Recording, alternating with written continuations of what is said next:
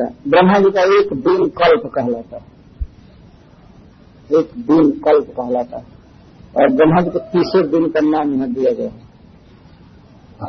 हम लोगों के यहाँ जो काल विभाजन है वो 7 दिन में है ना, बदलता रहता है, 7 दिन तक 12 दिन है। लेकिन ब्रह्मा जी के दिन जो चलते हैं उनको 30 दिन है। हम लोग इस जगत में रह रहे हैं, यहाँ पर तो सप्ताह में छुट्टी होती है, संडे हो जाता है, जैसे आज है।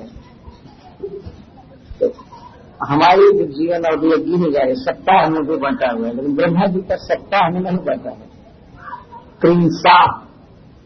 प्रिंस अह मतलब दिन, 30 दिन का उनका चलता है।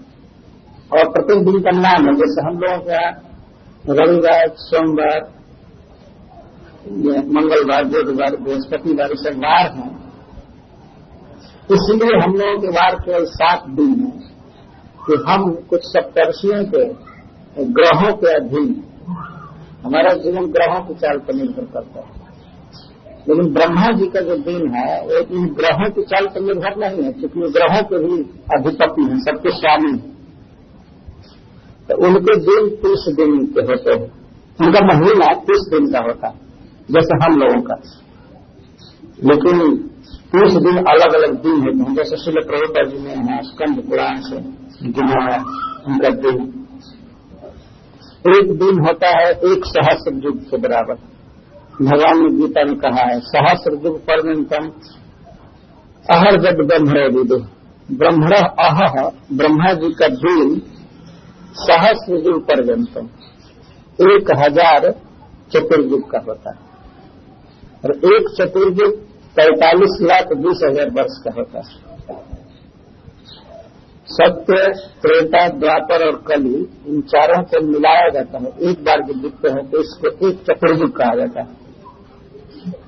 और एक चतुर्युग 45,20,000 वर्ष का होता है। तो इस तरह से जब 1000 वर्ष से चारों युग दिखते हैं तो इसको सहस्र युग पर्यंतम कहा है। इतना बड़ा ब्रह्मा जी का दिन होता है और उतनी ही बड़ी उनकी रात होती है। वैसे हम लोगों का भी अनुभव है कि जितना बड़ा दिन होता है उतनी ही बड़ी हमारी रात है ना। कुछ गर्मी में ठंडा में थोड़ा घटना बढ़ता है, लेकिन 24 घंटे का होता है। जितना बड़ा दिन होता है उतनी ही बड़ी रात होती है। और ब्रह्मा जी उतनी लंबी नींद लेते हैं। 1 सहस्र चतुर्युग तक वे जाग करके काम करते हैं, सृष्टि आदि करते हैं, और जब विश्राम करना होता है तो ठीक इतना ही विश्राम करते हैं। लेकिन मनुष्य बहुत कम विश्राम करते हैं, है कि नहीं। इधर दिन भर काम करते रहते हैं, रात में भी सिनेमा आदि देखते रहते हैं, या फैक्ट्री में काम करते रहते हैं। कुछ लोग तो नींद ही हराम हो जाती है, सोना जानते हैं, गोली खाते हैं सोने के लिए, मरते रहते हैं। वास्तव में मनुष्य को काम भी करना चाहिए, इसके साथ ही साथ आराम भी करना चाहिए। और तत्वतः आराम न करके इसे चाहिए कि भगवान की भक्ति करें। हरे कृष्णा हरे कृष्णा कृष्णा कृष्णा हरे हरे। तो अलग अलग लोकों में अलग अलग दिनमान है, रात्रिमान है। मान मतलब माप, दिन का अपना हिसाब है, रात्रि का हिसाब। तो सुखदेव गोस्वामी कहते हैं कि यह है ब्रह्मा जी का कल्प, एक दिन। और श्रीमद् भागवतम में जो ही सृष्टि का वर्णन है वो ब्रह्मा जी के एक दिन की सृष्टि का वर्णन। यह ध्यान देने की बात है। जत्र साधारण सर्ग, इसका अर्थ है ब्रह्मा जी के एक दिन में जो सृष्टि होती है उसी का वर्णन है। ब्रह्मा जी के पूरे जीवन में जो सृष्टि होती है उसका बहुत कम वर्णन है, नाम मात्र वर्णन। लोग पूछा करते हैं कि जीव कहाँ से आया, कब आया, कैसे आया, कोई प्रश्न ही नहीं है। जैसे यहाँ हम सब इतने व्यक्ति जुटे हैं और कोई अनजान आदमी आकर के लगे कुछ ये सब कहाँ से आए हैं, कहाँ से जन्म हो गया इनका। आज थोड़े जन्म हुआ है, आज तो जन्म हुआ नहीं। हम लोग पहले तो हैं प्रत्येक संडे को आते हैं, तफान में दिन भी आते हैं। ऐसे जीव अनादि काल के हैं, बीच बीच में सृष्टि होती रहती है ब्रह्मा जी के एक दिन में। तो ब्रह्मा जी के एक दिन में जो सृष्टि होती है उसको प्राकृत सृष्टि और वैकृत सृष्टि कहते हैं। तो प्राकृत सृष्टि का अर्थ होता है जो भगवान रचना करते हैं, तो भूमि, जल, अग्नि, वायु, आकाश, पंच महाभूत और अहंकार, इसकी सृष्टि भगवान करते हैं। तो 8 की सृष्टि करते हैं। भूमि, रापो, नलो, वायु, खम, मनो, बुद्धि, रेवच, अहंकार, मन, बुद्धि, अहंकार और पंच महाभूत, इनकी सृष्टि को प्राकृत सृष्टि कहते हैं। ये भगवान के द्वारा बनाया जाता है। और वैकृत सृष्टि ब्रह्मा जी के द्वारा जो सृष्टि होती है या उनके पुत्रों के द्वारा, उसको कहते हैं। जैसे एक उदाहरण से हम लोग समझेंगे। आप लोगों के सामने यहाँ भी बहुत सृष्टि है, शायद उसी इलाका को सृष्टि कहते भी हैं यह सृष्टि। लेकिन इस सृष्टि में जो सृष्टियां हो रही हैं, जो घर मकान बन रहे हैं, उसको वैकृत सृष्टि कहेंगे। और पहले से जो पत्थर या ईंट, भूमि आदि जो कुछ है, भूमि, जल, वायु जो है, इसको प्राकृत सृष्टि कहेंगे। ये वस्तुएं मिली है पहले से, तो इसी में से हम गढ़ करके कोई घर बना रहे हैं, कुछ बना रहे हैं, इसको वैकृत सृष्टि कहेंगे। विविध प्रकार का डिजाइन हम देते हैं। यदि प्राकृत सृष्टि नहीं रहती, भगवान इन वस्तुओं का निर्माण नहीं किए होते, तो हम कहां से भवन बनाएंगे? अपने अपने पेट में से इतना ऊंचा ऊंचा भवन तो निकाल नहीं सकते, है ना? कहां से बनाएंगे? पहले भगवान सारा स्टॉक हमें दिए हैं। इसी से संस्कृत भाषा में इन 5 वस्तुओं को महाभूत कहा गया है। भूत पंचक या महाभूत, पंच भौतिक। तो महाभूत इसलिए कहते हैं, महा का अर्थ होता है महान, बृहद मात्रा में, बहुत अधिक। और भूता का अर्थ हुआ। बृहद मात्रा में जो वस्तुएं हुई हैं उसको पंच महाभूत कहते हैं, महाभूत। जैसे भूमि, भूमि का स्टॉक भगवान ने बहुत बनाया है ना? पूरी सृष्टि को केवल भूमि को देखा जाए, इस पृथ्वी को, तो बहुत बड़ा स्टॉक है। जमीन, इसकी कीमत तो कोई आता ही नहीं सकता है कि होल पृथ्वी की कीमत क्या होगी। इसमें जो भी सोना, चांदी, कोयला, पेट्रोल आदि हैं, सबके साथ इस पृथ्वी को कोई खरीदना चाहे, कोई कल्पना भी नहीं कर सकता इसकी कितनी कीमत होगी। केवल भूमि आप लोगों के यहाँ अंदर मीरा रोड में छोटे छोटे टुकड़ा कितना दाम में बिक रहा है, तो केवल ऊपर, उसके भीतर हमारा कोई अधिकार नहीं है। अधिक से 10-20 फीट तक हमारा अधिकार है, जहां तक नींव गई है भवन, है ना? और उसके नीचे सोना गड़ा है, क्या है, इससे हमारा कोई मतलब ही नहीं है, ना हम जानते हैं, कुछ भी मतलब नहीं। और कहां तक ये पृथ्वी गई है नीचे, इसके भीतर क्या क्या है, उन रत्नों को यदि निकाला जाए और सब मिला, सारा तेल, सारा गोल्ड, सारा सिल्वर, सारा डायमंड, हीरा आदि सब बेचा जाए, तो कितने की होगी वस्तु? अपार है, भूमि अपार है, इसीलिए इसको महाभूत कहते हैं। और इसी भूमि से छोटे छोटे भूत हम लोग गढ़े गए, हमारा शरीर गढ़ा गया है। और हम जमीन से बने हैं, धूलि से बने हैं, मिट्टी से, और पुनः मिट्टी में जाना है ना? हम जमीन से, भूमि से उत्पन्न हुए हैं और भूमि को खा रहे हैं। जैसे माता पिता के बीज रज से हमारी उत्पत्ति होती है हमारे शरीर की, तो वो भी भूमि का विकार खाए हैं, भूमि खाए हैं। तो फल खा रहे हैं, दूध खा रहे हैं, दही खा रहे हैं, या मांस भी जो खाते हैं वो भी भूमि खा रहे हैं। भूमि से जन्म हुआ, भूमि को का विकार खा रहे हैं और भूमि के भीतर चले जाना है। चाहे राख बन करके जाएं, चाहे कोई कब्र बनाकर रख दे, सीधे जाना तो है। कोई ऐसा विश्वास करते हैं कि वो नहीं जा पाएंगे? नहीं, सबको जाना है। हम विवश हैं इसके लिए।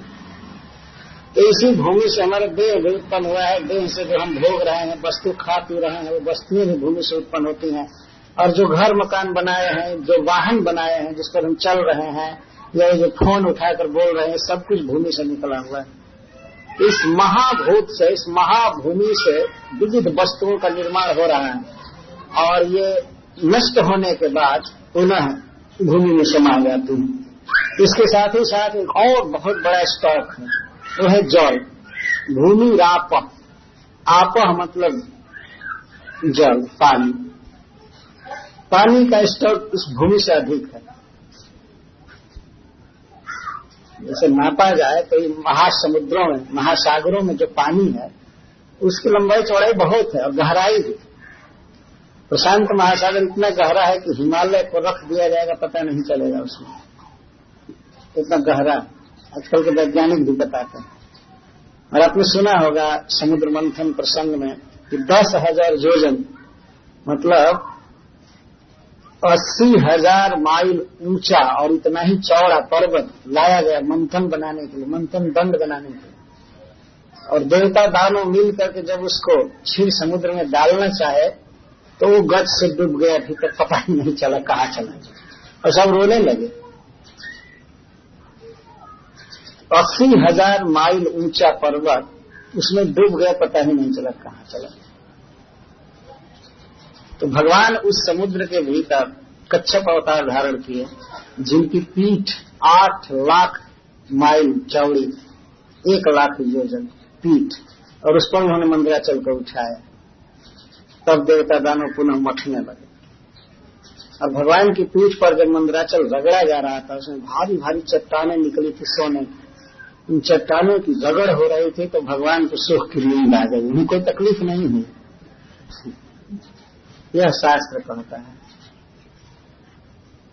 क्षितिरी है विपुल तरे तव पृष्ठे, धरण कृण चक्र गरिष्ठे, केशव धृत कच्छप कूर्म शरीरा जय जगदीश। भगवान को सुख की नींद आ गई। तो मैं यह कह रहा था कि भूमि से भी अधिक स्टॉक है जल का, और जल से भी अधिक स्टॉक है वायु का, हवा का। सर्वत्र हवा बिखरी हुई है, बहुत दूर में हवा फैली हुई, सब सर्वगत। सबको हवा की जरूरत है, पानी की जरूरत है। बिना पानी के हम जी नहीं सकते। यहां तक ये स्थावर जाति के जीव भी, जैसे वृक्ष आदि भी, बिना पानी के नहीं जी सकते। हम पानी के बिना नहीं जी सकते। नहाने के लिए पानी चाहिए, कपड़ा धोने के लिए पानी चाहिए, पीने के लिए, पशुओं के लिए, फैक्ट्री चलाने के लिए, है ना, सभी कामों में पानी। घर बनाना हो बिना पानी के नहीं बनेगा, पानी की आवश्यकता होती है।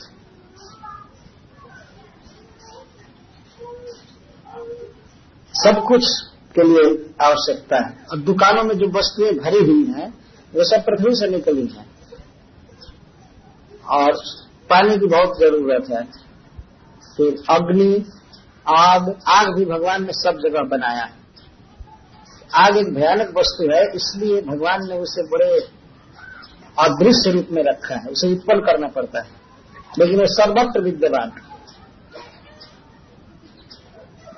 जैसे मान लीजिए यहाँ ईंधन रखा हो और दिखाई नहीं पड़ रहा है अग्नि, परंतु एक दिया सलाई की माची से मारते हैं, इतनी छोटी सी आग उसको पकड़ती है, तो यही आग नहीं बढ़ जाती है।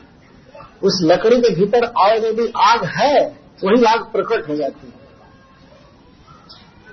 ऐसा नहीं है कि दिया सलाई ने आग इतना बढ़ा दिया, और केवल कारण हुआ, स्विच ऑन हुआ प्रकट करने के लिए। और जितना बड़ा ईंधन होगा उतनी बड़ी आग उत्पन्न हो जाएगी, और जितनी बड़ी आग होगी उतनी बड़ी आंच होगी। इस तरह से तो उसमें है, पहले से अग्नि है, विद्यमान है। और अग्नि का कितना स्टॉक है, यानी बहुत है। जितनी लकड़ियां हैं, जितने कोयला हैं, सब में आग विद्यमान, सब जगह। यहां तक कि ये मार्बल आदि में भी आग है, इसे भी जलाया जाता है। जैसे आप सीमेंट देखते हैं, सीमेंट एक प्रकार का पत्थर होता है, उसे बनाया जाता है, जैसे चूना बनाया जाता है। इसमें भी आग है, लेकिन उस आग को प्रकट करने की विधि होती है। तो सारी सृष्टि आग से ओतप्रोत है, आग सब जगह व्याप्त है, जैसे वायु सब जगह व्याप्त है। और इसके बाद है महास्टॉक, जो सबसे ज्यादा है, वो है आकाश। आकाश, इसको अवकाश भी कहते हैं, स्पेस। इंग्लिश में इसको स्पेस कहते हैं, लेकिन इसका वास्तविक अनुवाद नहीं। आकाश, अवकाश, जिसमें सारी सृष्टि है। इस सृष्टि के लिए आकाश की बहुत आवश्यकता है। यदि आकाश न रहे तो कहाँ, किसमें कहाँ सृष्टि करेंगे। हम लोग घूम रहे हैं, फिर रहे हैं, मोटर चला रहे हैं, रेल चला रहे हैं, वायुयान चला रहे हैं, जो कुछ भी कर रहे हैं आकाश के भीतर कर रहे हैं। यदि भगवान का वारंट आ जाए हम सबके लिए, मेरा आकाश खाली करो, जाओ जहां इच्छा हो चले जाओ। मान लीजिए भगवान एक दिन नोटिस भेजे, हमारे आकाश में से हटो, जाओ जहां जाना। तो हाथ जोड़ने के अलावा हमारे पास कोई उपाय नहीं रहेगा कि माफ कीजिए हम कहाँ जाएं। तो भगवान ये भी कह रहे हैं अपने जीप लेकर के जाओ जो दूसरी जगह, हमारे आकाश में मत रहो। कहाँ जाएंगे? तो हम ये आकाश लेकर के नहीं आए थे, है ना। हमारे चतुर्थी का आकाश है, हमारे कान में आकाश है, अंतर वही दो तरह का आकाश है। इंद्रियों के छेदों में आकार है और बाहर आकाश आकाश। तो इसको महाभूत कहते हैं, इसको प्राकृत सृष्टि कहते हैं। यहाँ प्राकृत शब्द आया इसलिए मैं कह रहा हूं। और वैकृत सृष्टि ब्रह्मा से लेकर के चींटी तक हम सब कर रहे हैं। भगवान की बनाई हुई वस्तुओं का रूपांतरण कर रहे हैं। विकृति, विविधा आकृति, विकृति, विविध आकृति। एक दुकान में हम लोग जाते हैं, कितनी कितनी आकार हम दिए हैं वस्तुओं का, कितना रंग, कितना क्या क्या, इसको विकृति कहते हैं। तो ब्रह्मा जी के एक कल्प में कितनी कितनी विकृतियां होती है, कितनी कितनी सृष्टियां होती हैं, इन सब का वर्णन श्रीमद् भागवतम में आया है।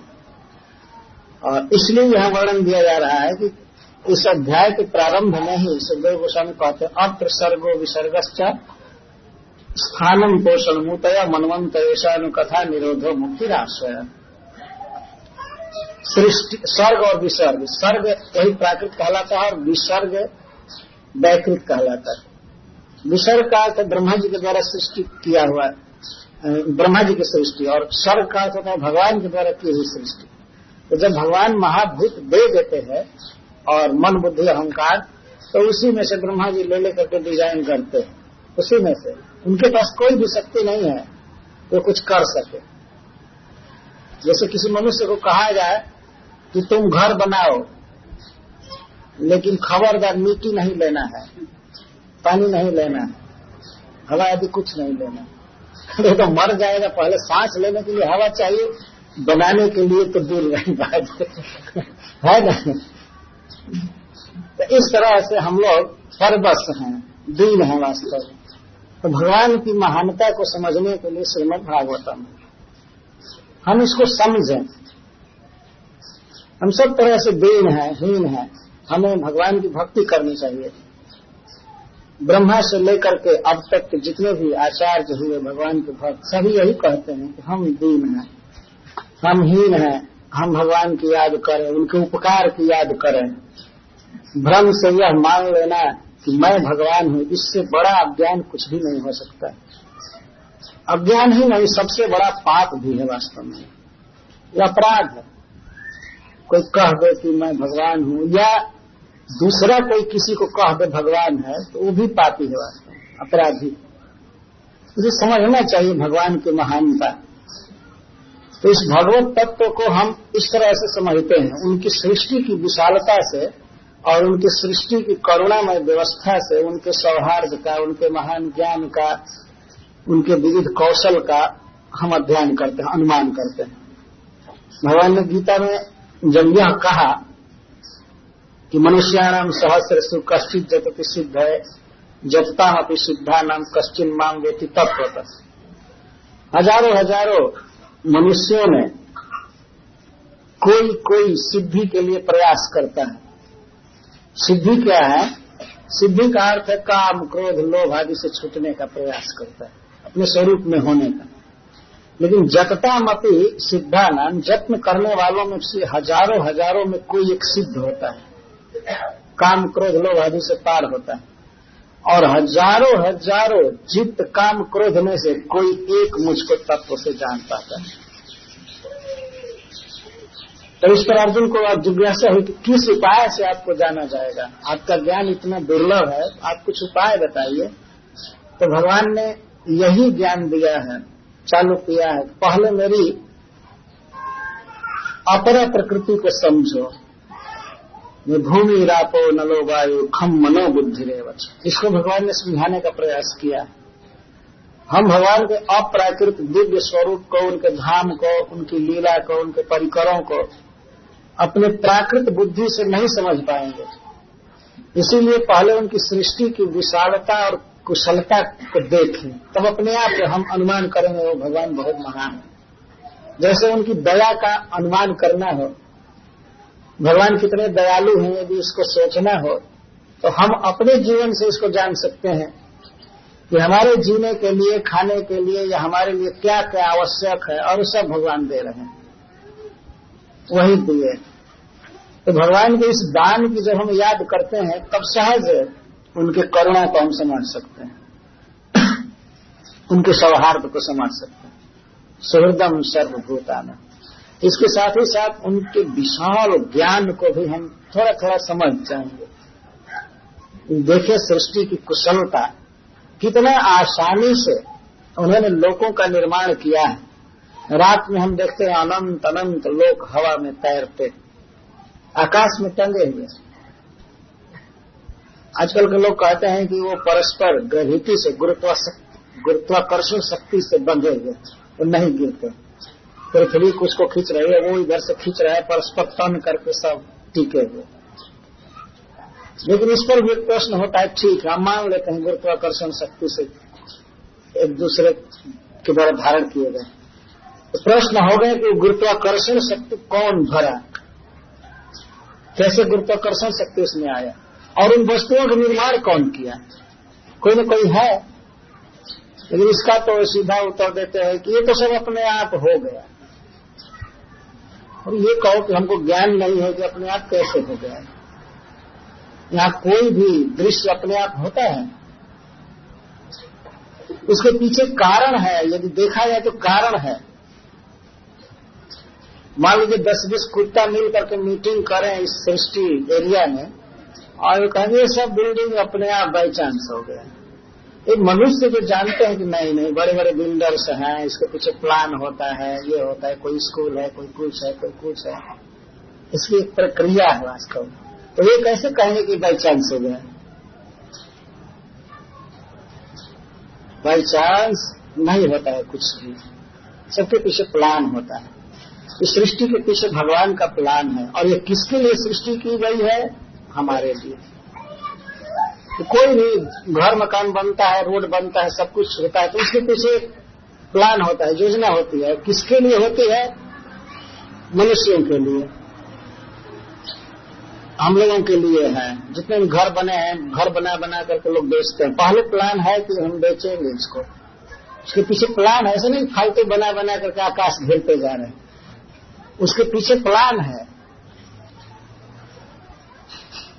भगवान ही ऐसे फालतू नहीं है कि ऐसे बना बना करके लोग और घुमा रहे हैं खाली वो सब भरे पड़े हैं। और यहाँ जितनी संख्या है इससे कई गुना संख्या वहां स्वर्ग में, शास्त्र वर्णन करता है, कई गुना अधिक संख्या है। यहाँ तो कुछ नहीं,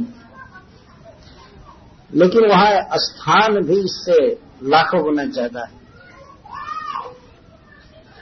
देवताओं का वर्णन है पंचम स्कंध में कि प्रत्येक देवता के पास कई अपने अपने विमान रहते हैं, एक एक नहीं कई रहते हैं, और वो सब आकाश में ही रहते हैं। उनको एयरपोर्ट पर उतरने की आवश्यकता नहीं होती, और न तो पेट्रोल की आवश्यकता होती, और न कहीं मिस्त्री या गैरेज और रोड गंदा करके सब रख दिए, ऐसा नहीं। इधर तो आप व्हीकल चलाइए, कुछ भी चलाइए, पहले वो मिस्त्री चाहिए, गैरेज चाहिए जहां बनाने के लिए। तो ऐसा कहीं स्वर्ग में नहीं है, वहां कोई सरकार है ही नहीं, पीछे नहीं, सब कुछ स्वाभाविक होता है वहां। भोजन अमृत है, फल मिलते रहते हैं, अपने आप सब होता है। यहाँ से प्रयास करना पड़ता है। क्या भगवान की विशाल सृष्टि है। तो ब्रह्मा जी के एक दिन में कैसे सृष्टि होती है और कैसे प्रलय होता है, इसका वर्णन श्रीमद् भागवत में दिया गया है। और हम लोग ब्रह्मा जी के इस दिन को कल्प कहते हैं। कल्प से अतीत का ज्ञान नहीं दिया गया, इसी को समझना बड़ा कठिन है। जैसे मान लीजिए किसी व्यक्ति के दिन भर की दिनचर्या को ही समझना जब कठिन हो जाए, दिन भर में क्या क्या करता है, तो अब उसके साल भर के हम क्या समझेंगे, ये उसकी जिंदगी भर के काम को क्या समझेंगे, है कि नहीं। ये दिन भर में ही कितना काम किए यही नहीं गिन सकते, न समझ सकते हैं, तो उसकी जिंदगी भर के काम को क्या समझेंगे। तो यह जत्र साधारणो जत्र कैसे विधि साधारण हो जाता, विधि का अर्थ है यही विधान, रूल रेगुलेशन, यही है साधारण विधि। तो कल्प के भीतर जो सृष्टि का वर्णन है यही सामान्य विधि है। और ब्रह्मा जी के एक दिन से उनके दूसरे दिन की ही सृष्टि को समझना चाहिए, दूसरे दिन से तीसरे दिन की सृष्टि को, इस तरह एक महीना, एक महीने से दूसरे महीने, दूसरे महीने से तीसरे महीने, और इस तरह एक एक महीने से उनके वर्ष को समझना चाहिए, और वर्ष से फिर दूसरे वर्ष को इस प्रकार से 100 वर्ष ब्रह्मा जी जीवित रहते हैं। ये सृष्टि बार बार होती रहती है, होती रहती है। तो हम लोग जो इस श्रीमद् भागवतम सिद्धांत के अनुयायी हैं, और हम लोग जानते हैं कि वास्तव में सब कुछ भगवान से सृष्टि होती है। अहम सर्वस्य प्रभवो मत्तः सर्वं प्रवर्तते। भगवान कहते हैं कि अहम सर्वस्य प्रभवो, मुझसे सब कुछ प्रभाव प्रकृष्ट भाव जन्म लेता है, सब कुछ का प्रादुर्भाव मुझसे हुआ है, और मत्तः सर्वं प्रवर्तते, और मैं ही सबको चला रहा हूं। मैं जन्म दिया हूं और मैं सबको पाल रहा हूं, पोष रहा हूं। इसको प्रवर्तन कहते हैं। प्रभाव और प्रवर्तन दो शब्द भगवान बोल रहे हैं। अहम सर्वस्व प्रभव, मैं सबको जन्म दिया हूं, सबको सर्वस्व, सर्वस्व का अर्थ है नॉट ओनली नरस्य, केवल मनुष्य का नहीं, केवल मनुष्य का ही नहीं, सर्वस्व का अर्थ सभी जीवों का और सभी वस्तुओं का, भूमि आदि का ही। भूमि को भगवान ने उत्पन्न किया, जल को भगवान ने उत्पन्न किया, इसके साथ ही साथ ब्रह्मा को भी, भगवान शिव को, देवताओं को, सबको, और उन्होंने जिन लोगों को उत्पन्न किया ये सब भी वास्तव में भगवान के द्वारा उत्पन्न किए गए समस्त वस्तुएं। अहम सर्वस्व, सर्वस्व शब्द पर हमें ध्यान देना चाहिए। सब कुछ का जन्मदाता मैं हूं, और जैसे चल रहा है, परिवर्तन हो रहा है, पालन पोषण हो रहा है, वो मत्तः मेरे द्वारा हो रहा है, मैं पाल पोष रहा हूं। इति मत्वा, इस बात को मानकर समझकर विद्वान लोग मेरा भजन करते हैं। इस बात को जान करके मैं ही सबका पालक हूं, पोषक हूं, मैं ही माँ हूं, मैं ही पिता हूं, मैं ही सब कुछ हूं, ऐसा समझ करके बुधा शास्त्रज्ञ लोग, विद्वान लोग माम भजन के, मेरा भजन करते, ऐसा जानते। इति मत्वा भजनते माम बुधा। बुधा का अर्थ होता है ज्ञा, जानते, जिनको ज्ञान है, अनुभव है, ये मानते हैं मुझको इस रूप में, और तब क्या करते हैं, माम भजन, मुझसे प्रेम करते हैं, मेरा भजन करते हैं, मेरी सेवा करते हैं। कैसे? भाव समन्विता, मेरी सेवा करते हैं, मेरी पूजा करते हैं, भजन करते हैं प्रेम के साथ, भाव से समन्वित, भाव से करते हैं। देखिए, भाव की पूजा में और पूजा में अंतर है। जैसे हम होटल में जाते हैं खाने के लिए, तो होटल में कुर्सियां रखी रहती हैं और हमको वहां बैठाया भी जाता है, आइए बैठिए बैठिए, और भोजन लाया भी जाता है, पूछा जाता है और लीजिए और लीजिए, लेकिन वो भाव समन्वित नहीं होता है, वो अर्थ समन्वित होता है। देखने में तो लगता है कि हम दे रहे हैं भोजन, हमको भोजन दिया जा रहा है, ये किया जा रहा है, लेकिन वो भाव समन्वित नहीं। वही दूसरी जगह जब हम अपने घर में खाते हैं, मान लीजिए कोई गृहस्थ है, उनकी पत्नी भोजन कराती है, या माँ भोजन कराती है, या अपनी बच्ची भोजन परोसती है, तो वहां भाव होता है, संबंध के कारण प्रेम होता है, भाव होता है। ऐसा नहीं कि वह परोस करके होटल की तरह वो भी चार्ज करेगी, ऐसा नहीं है। वह पकाती है, परोसती है, प्रेम से देती है, उसको भाव कहते हैं। अच्छा, भगवान के साथ और भी भाव उत्कृष्ट होगा। भगवान को इन वस्तुओं की आवश्यकता नहीं है, परंतु घर में तो पति को आवश्यकता है वस्तु की। नहीं भोजन मिलेगा तो उनका माथा खराब हो जाएगा। लेकिन भगवान को इसकी वास्तव में आवश्यकता नहीं है, फिर भी वे स्वीकार करते हैं। और इसीलिए देना तो प्रेम से देना चाहिए कि हे नाथ, यह आपका है, आप इस वस्तु के भोक्ता हैं, इस प्रेम से देना चाहिए। ये समझ कि नहीं कि भगवान बहुत आवश्यकता में है, हम नहीं देंगे तो ये सफर करेंगे, मर जाएंगे खाने बिना, या ये होगा वो होगा। ये यदि बहुत ऊंचा जब भाव होगा तो ये भी हम सोच सकते हैं। जैसे माँ जसोदा, वो नहीं दूंगी खाने के लिए तो ये क्या खाएगा, ऐसे भूखा रहेगा, ये रहेगा। वो और ऊंचा भाव होने पर तो ये भी होता है। लेकिन प्रारंभ में ये भाव होता है कि भगवान जगदीश्वर है, सबको भोजन दे रहे हैं, सबको खिला रहे हैं, सबको घर बनाया है, सबको दे रहे हैं। फिर भी हमारा यह कर्तव्य है, जब हमारे लिए सब कुछ कर रहे हैं तो हमें इनके लिए करना है। इसको भाव कहते हैं। भाव पूर्वक भगवान को अर्पित करना चाहिए। तो बुधा भाव समन्विता, भाव के साथ मेरा भजन करते हैं। भगवान को सब कुछ अर्पण करना, यही है भाव। उन्होंने सब कुछ दिया है और उन वस्तुओं को जब हम पुनः उन्हें देते हैं तो इसको भाव कहा जाता है। भगवान को भोजन देना, वस्त्र देना, उनको खूब सुंदर निवास स्थान देना। भगवान के लिए खूब अच्छा निवास आवश्यक है, क्योंकि भगवान कोई सन्यासी नहीं है, भगवान एक गृहस्थ है। उनकी पत्नी है, उनके परिकर हैं, उनके माता पिता हैं, है ना। भगवान अकेले नहीं रहते, अपनी पत्नी के साथ रहते हैं। पत्नी वालों को घर की आवश्यकता होती है कि नहीं, बताइए। भगवान के लिए तो इस मीरा रोड क्षेत्र में सबसे सुंदर भवन होना चाहिए।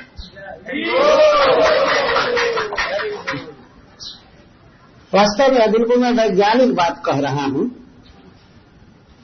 और राधा गिरधारी जी ने जिन लोगों को दिया है अर्थ शक्ति, उन्हें अपनी अर्थ शक्ति का यह सही उपयोग करना चाहिए। नहीं तो फिर तो सबको छूट जाता है, आदमी ले ही नहीं जाता है।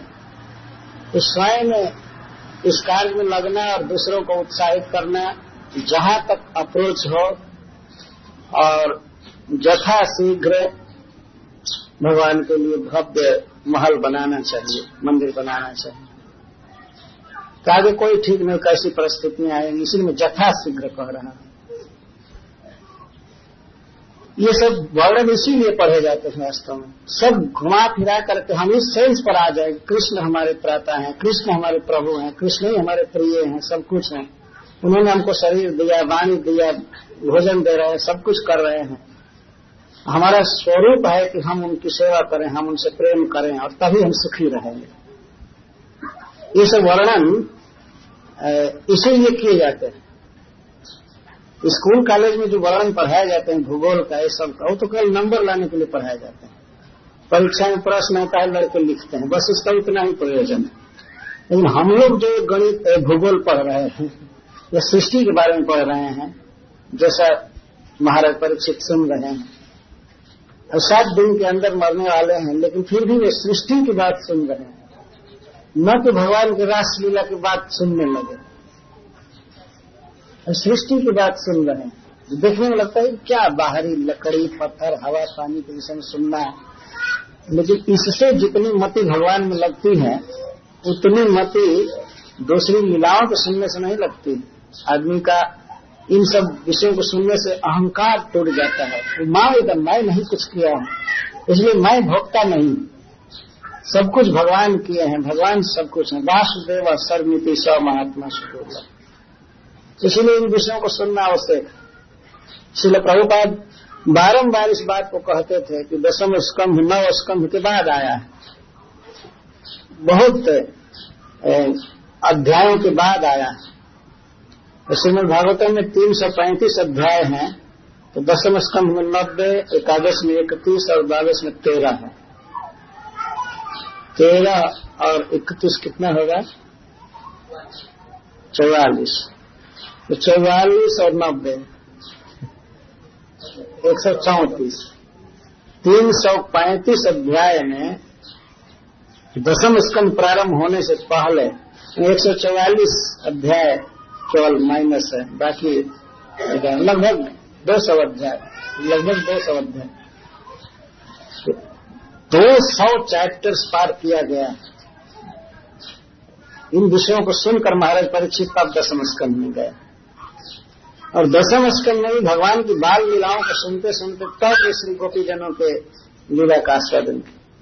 और दशम स्कंद बीतने के बाद पुनः उपदेश, पुनः इंस्ट्रक्शन है भगवान कृष्ण का उद्धव जी के प्रति, और जो 31 अध्याय में 4 अध्याय में 9 जोगेश्वरों का उपदेश है और बाकी में भगवान कृष्ण का उपदेश। 12 में पुनः उपदेश है, कथा बहुत कम है, फिलॉसफी की बहुत आवश्यकता है, कथा कहानी सुनने से कुछ नहीं होगा। तो ये सब दर्शन दिए गए हैं भागवत के 2वें स्कंद में, विशेष करके बहुत सुंदर तरीके से। तो इस प्रकार ब्रह्मा जी की सृष्टि है, भगवान ने सृष्टि किया और उसी सृष्टि में से ब्रह्मा जी सृष्टि किया, उनके पुत्रों ने सृष्टि किया, हम सृष्टि कर रहे हैं। लेकिन ब्रह्मा से लेकर के और हम पर्यंत सभी भगवान कृष्ण के दास हैं, वही हमारे सब कुछ हैं, वही जिला रहे हैं, खिला रहे हैं। इस बात को हमेशा मन में रख करके उन्हीं से प्रेम करना चाहिए। इति मत्वा भजन्ते मां बुधा भाव से मन लेता है, भगवान कहते हैं। तो कैसे भजन करते हैं? या कोई पूछे कि बुधा मां भजन्ति, मेरा भजन करते हैं, कैसे भजन करते हैं भगवान से पूछा जाए तो भगवान कहते हैं मद चित्ता मदगत प्राणा बोधयन्तः परस्परम कथयन् तस्य मां नित्यं तुष्यन्ति च रमन्ति। इस तरह भजन करते हैं। मद चित्ता मदगत प्राणा, मद चित्ता उनका चित्त, उनका मन मुझ में लगा रहता है, मन से भजन करते हैं। मदगत प्राणा, प्राण का अर्थ होता है इंद्रियां, और उनकी इंद्रियां मुझ में लगी रहती है। उनका हाथ मेरी सेवा में लगा रहता है, आंख दर्शन करने में लगा रहता है, कान सुनने में लगा रहता है, पूरा शरीर मेरी सेवा में लगा रहता है। इसका अर्थ है मच्चिता मदगत प्राणा, मदगत मई एवं गता प्राणा इंद्रियां जे समते, उनकी इंद्रियां मुझ में ही लगी रहती हैं। जब बोलेंगे तो मेरे विषय में बोलेंगे, सुनेंगे मेरे विषय में सुनेंगे, पैर से चलेंगे तो मेरे लिए, हाथ से काम करेंगे मेरे लिए। इस तरह उनका सारा शरीर मुझ में लगा रहता है। कथयन् तस्य मां नित्यम, और नित्य मेरा ही बखान करते रहते हैं, मेरी बड़ाई करते रहते हैं। इसको कथन कहते हैं, मेरे बारे में ही कहते रहते हैं। कथयन् तस्य मां नित्यम। तो इस पर प्रश्न होगा कि अरे ऐसा करने में उनको ऊब नहीं होती है, डिस्गस्टेड नहीं होते? भगवान कहते यही उनका आनंद है। तुष्यन्ति च रमन्ति च, मेरे श्रवण कीर्तन में, मेरी सेवा में ही उनको सुख है, इसी में वो संतुष्ट रहते हैं और इसी में रमण करते हैं। रमण का अर्थ है कि इसी में आनंद मिलता है इनको। कोई बाहरी रूल रेगुलेशन में, फोर्स में बंध करके नहीं ऐसा करते हैं। उनका सहज अनुराग है, जैसे बच्चे खेलने में सहज लग जाते हैं।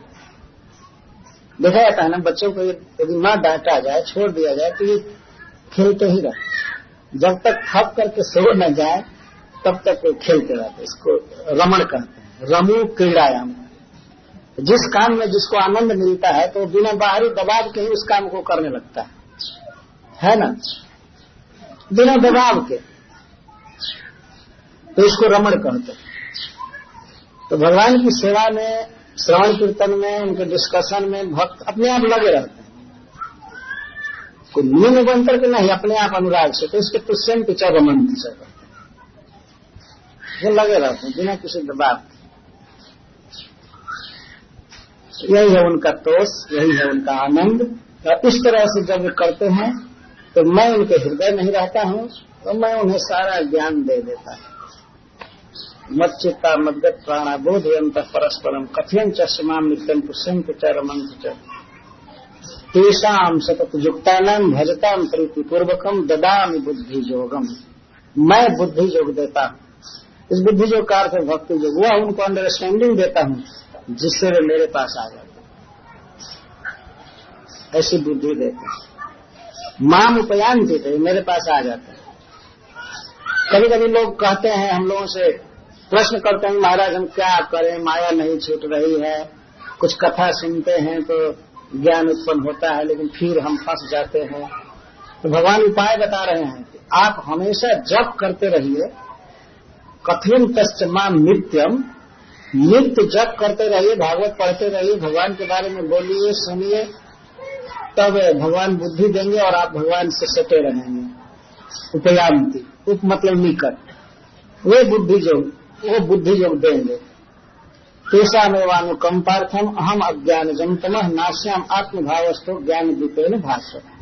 मैं भीतर ज्ञान के दीपक से उनका सारा अंधकार दूर करूंगा, ज्ञान मतलब आसक्ति आदि दूर कर दूंगा, और इस तरह से वे मुझसे चिपक जाते हैं, मुझमें आसक्त हो जाते हैं।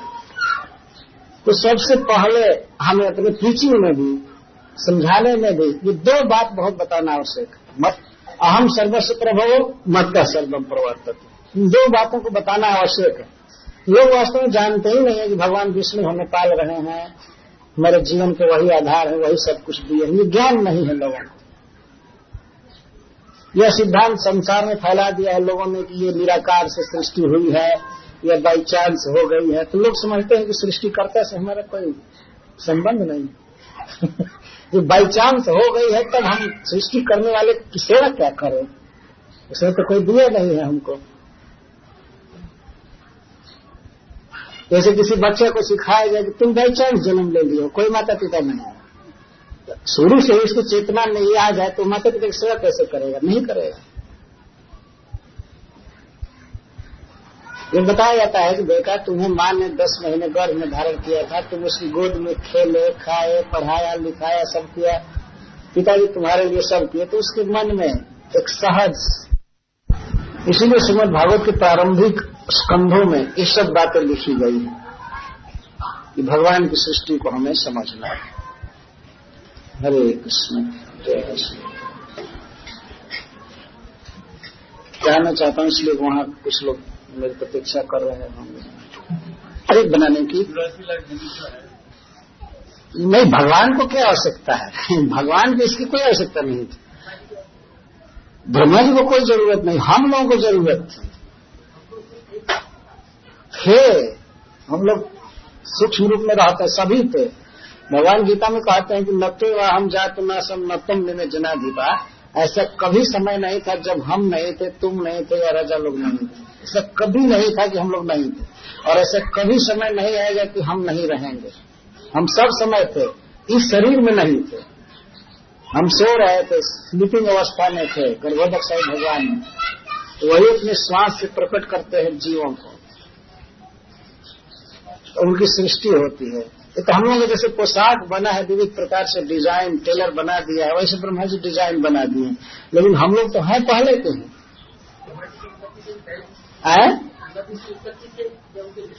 नहीं, ब्रह्मा जी स्वयं ही अनादिकाल से हैं, लेकिन ब्रह्मा जी का जो ब्रह्मा जी के रूप में जन्म होता है, उनके जन्म से पहले कहीं हम लोग हैं और ब्रह्मा जी भी हैं। ब्रह्मा के रूप में नहीं, लेकिन वे भी पहले के ही हैं। तो हम लोग सनातन हैं, भगवान जितने दिन के हैं उतने ही दिन के हम भी हैं मतलब उन्हीं के समान सनातन। संस्कृत में ये शब्द है अद्यतन, सनातन, पुरातन, तो हम लोग सनातन तीनों काल में रहेंगे। और भगवान को इसकी कोई आवश्यकता नहीं है, सृष्टि की आवश्यकता हम लोगों को है। तो भगवान को क्या जरूरत है भूमि पानी सब बनाने की, वैकुंठ में क्या इसकी कमी है, और ये सब कचरा क्यों बनाएंगे। उनके यहाँ तो स्वरूप शक्ति ही भूमि के रूप में है, चिन्मय शक्ति, स्पिरिचुअल पोटेंसी सब कुछ है, वहाँ का वृक्ष सब कुछ। ये सब बनाने की आवश्यकता उनको अपने लिए नहीं थी, हमारे लिए इसकी आवश्यकता। और कितनी आवश्यकता है हम लोग महसूस कर रहे हैं ना इस समय, तो बताइए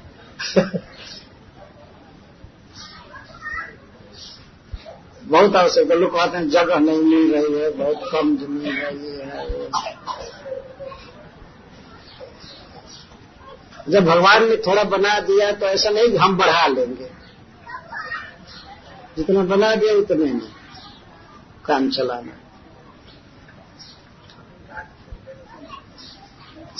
और तो मन उसका आत्मा के साथ डाल लेता है। हाँ, मन बुद्धि और अहंकार तीन को सूक्ष्म शरीर कहते हैं, और कर्मों का जो फल है उसी को मन कहते हैं। तो हम कर्म फल में लिपटे हुए जाते हैं, उसको कारण शरीर कहते हैं, और जब तक रहेगा तब तक हमको दूसरा शरीर लेना पड़ता है। यह शरीर तो यही छूट जाता है, स्थूल शरीर, लेकिन सूक्ष्म शरीर के साथ हम जाते हैं। जैसे हम सपना में इस स्थूल शरीर को भूल जाते हैं, बेड पर पड़ा रहता है यह शरीर, लेकिन फिर भी हम दूसरे शरीर से घूमते हैं। तो मन बुद्धि अहंकार से बना हुआ शरीर होता है, सुख दुख का अनुभव करता है। यह शरीर पड़ा रहता है पलंग पर, बेड पर, दूसरे शरीर से। इसी तरह मृत्यु के समय भी यह शरीर छूट जाता है और हम सूक्ष्म शरीर से जाते हैं। अगर सूक्ष्म शरीर से जीव मुक्त हो जाए तो इसी को मुक्ति करते हैं। बौद्ध लोग ऐसा मानते हैं कि बस मर जाएंगे मुक्त हो जाएंगे, तो मरेगा कौन नहीं, इसमें साधना करने की आवश्यकता है कि नहीं? मरने के लिए कोई साधना करने की कोई आवश्यकता नहीं। तो तुम्हारे को जो मर ही रहे हैं, मर जाने से कोई मुक्त नहीं होगा। हाँ,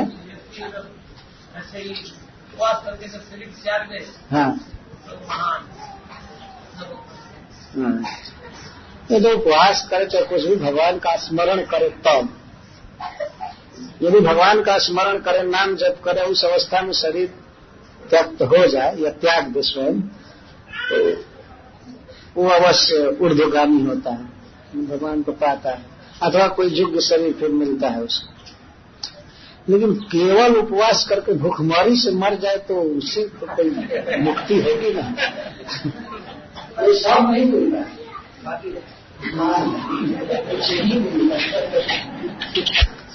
क्योंकि नरक भोगने से जीव मुक्त नहीं हो जाएगा, वही भजन नहीं है। वहां तो उसको कुछ सजा दी जाती है इस पापों की, इसके बाद फिर उसे जन्म मिलता है कई जोनियों में, धीरे धीरे ऊंचा आता है, तो सब कर्मों का फल वहीं नहीं समाप्त हो जाता। जब गीता में भगवान ने बताया है इसको, कर्मणो यदि बोधव्यम च विकर्मणा अकर्मणश्च बोधव्यम कहना कर्मणो गति। विकर्म की गति जाननी चाहिए, अकर्म की गति जाननी चाहिए, और कर्म की गति जाननी चाहिए।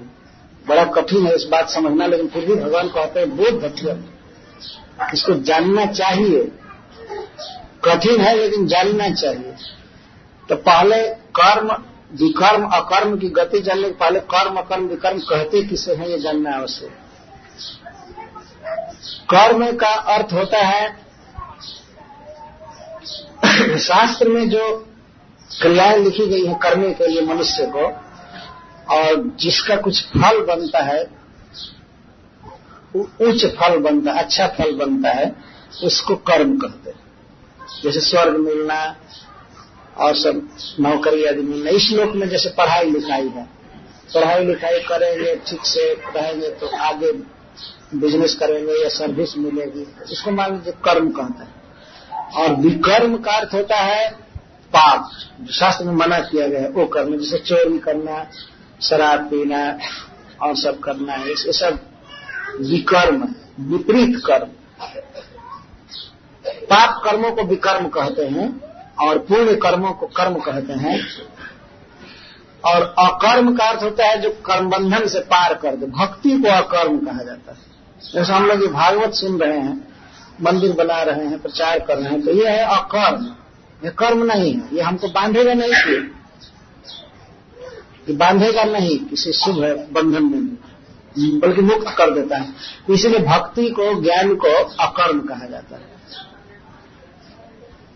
ये परिभाषा है। तो जानना चाहिए कि अकर्म का क्या फल होता है, विकर्म का क्या फल होता है और कर्म का क्या फल होता है। कर्म अकर्म विकर्म, तो हमें अकर्म में रहना है। क्रिया होगी,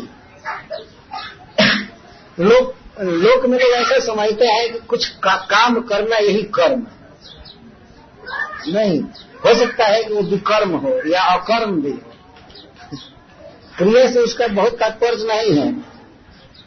जैसे मान लीजिए डॉक्टर किसी का ऑपरेशन कर रहा है, पेट चीर दिया है, ऑपरेशन कर रहा है उसकी आंत को ठीक करने के लिए, पेट को ठीक करने के लिए, तो काट दिया और कदाचित रोगी मर गया, और वहीं पर दूसरा व्यक्ति किसी के पेट में चाकू मार दिया उसको लूटने के लिए या जान मारने के लिए, और सपोज वो आदमी बच गया, नहीं मरा, फिर भी मारने वाले को दंड मिलेगा। और जो ऑपरेशन कर रहा था उसके ऑपरेशन करने से वो व्यक्ति मर गया, फिर भी उसको कोई दंड नहीं। क्रिया दोनों में एक है कि नहीं? लेकिन दोनों का बिल्कुल विपरीत फल होगा, एकदम उल्टा फल होगा। क्रिया से कोई खास सामंजस्य नहीं है।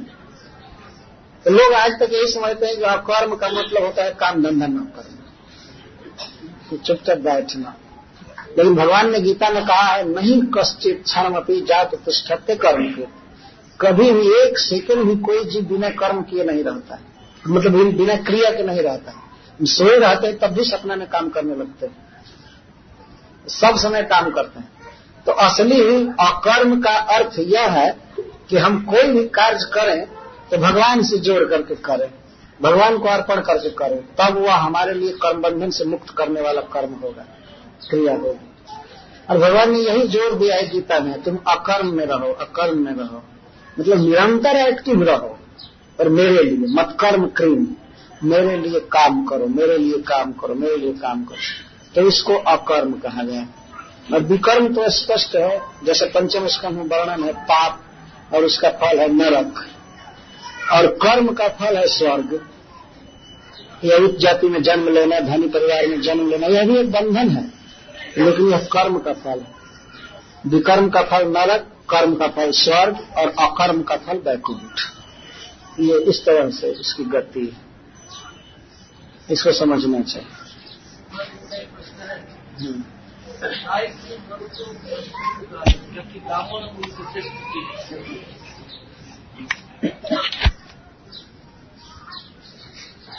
भगवान चैतन्य महाप्रभु प्रकाशानंद सरस्वती से जब बातचीत कर रहे हैं तो उन्होंने ये उदाहरण दिया है चैतन्य चरितामृत में कि शंख किसी जीव की हड्डी है, समुद्र से निकलता है, लेकिन फिर भी भगवान की सेवा में वो काम आता है।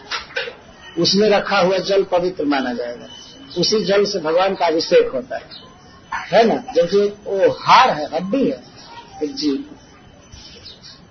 तो कोई कहे कि तब जब एक तुच्छ जीव की हड्डी इतनी पवित्र है तब आदमी की हड्डी में क्यों न किया जाए? तो कपाल लेकर के उसी से अभिषेक किया गया भगवान ने।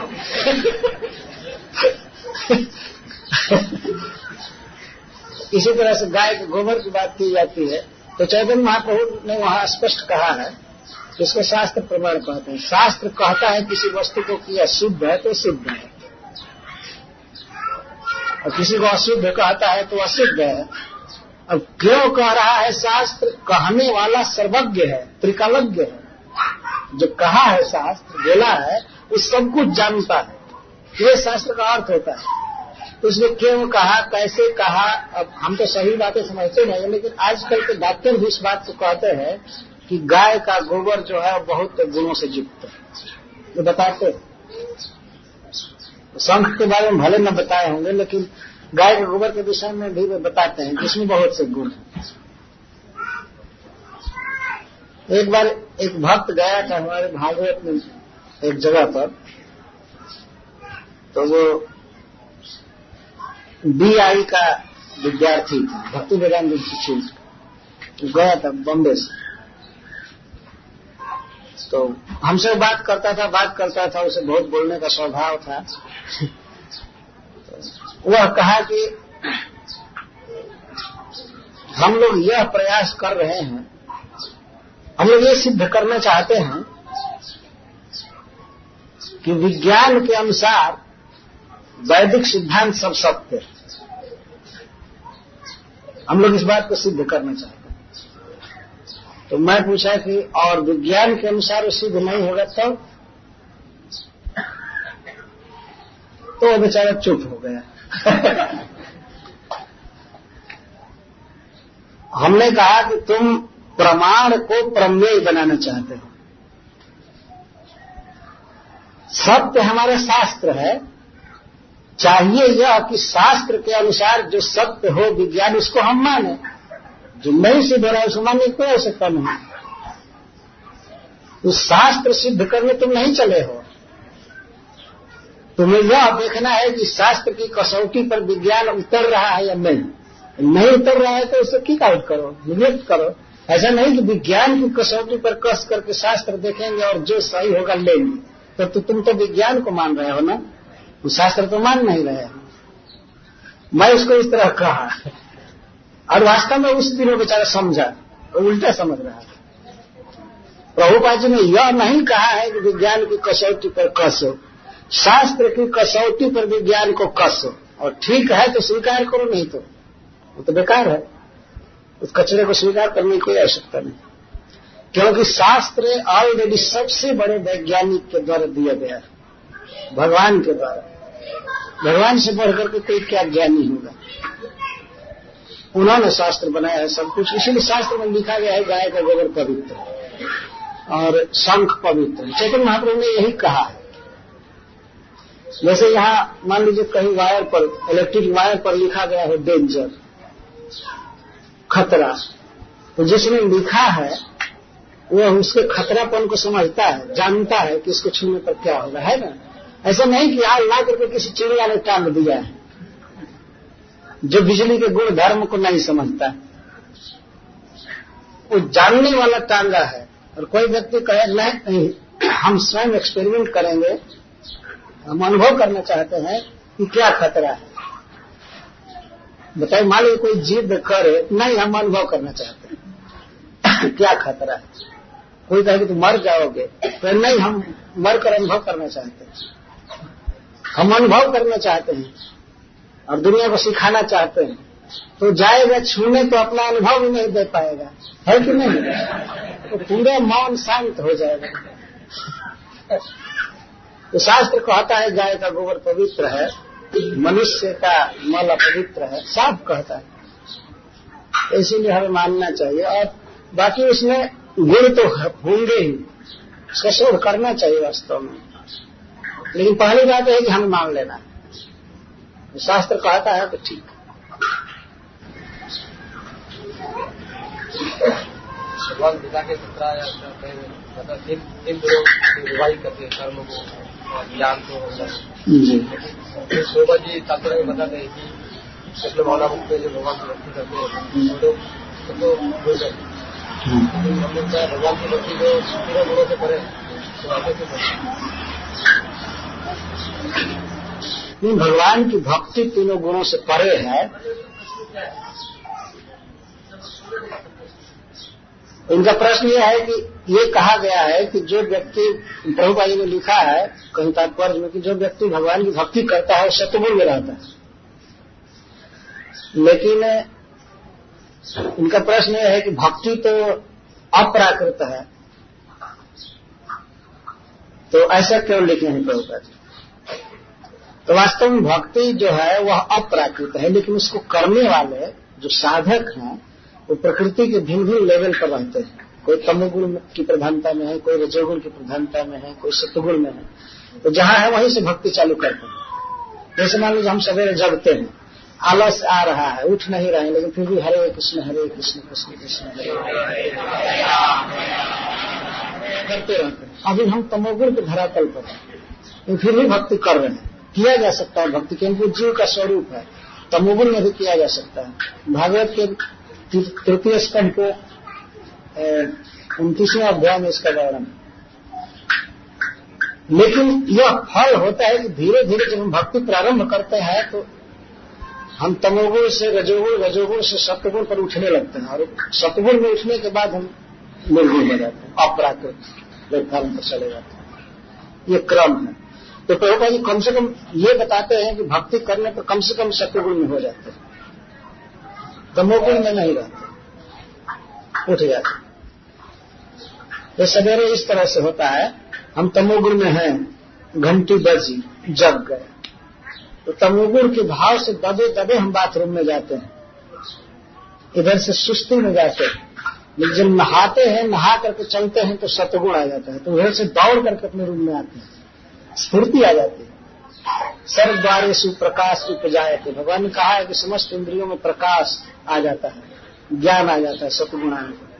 जब वही जब हम तिलक करके और भगवान के मंदिर में जब जाते हैं तो हम सत्वगुण में नहीं रहते हैं, अब हम अप्राकृत धरातल पर हो जाते हैं। जो भगवान सामने हो, नाम सुनाई पड़ रहा है, सब जगह वैष्णव भरे पड़े हैं, तो वहां रजोगुण भी नहीं है और तमोगुण का तो कोई प्रश्न ही नहीं,